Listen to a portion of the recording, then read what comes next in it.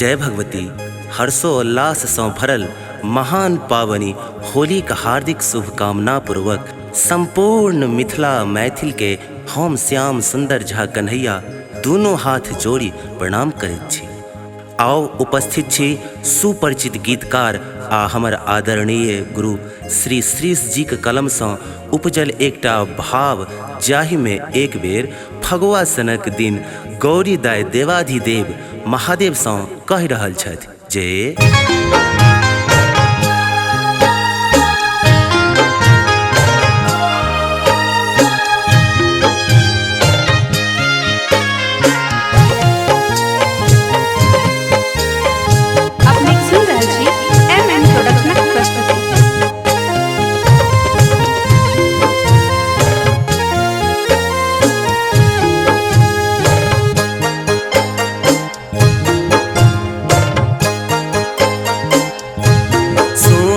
सुनो भोलानाथ आईने भांग भकोसियो।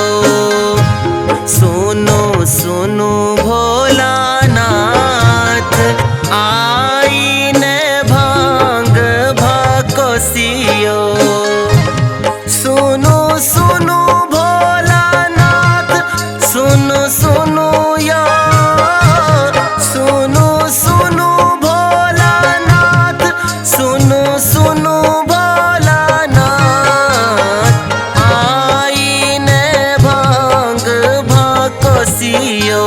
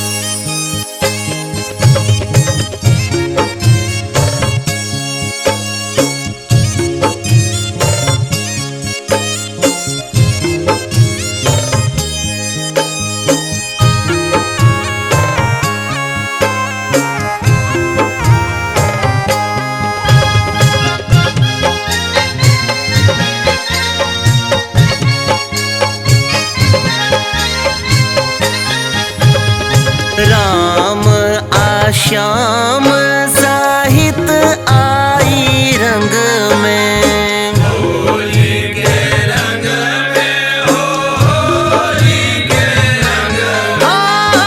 राम श्याम साहित आई रंग में। लक्ष्मी खेला थी शीशक संग में।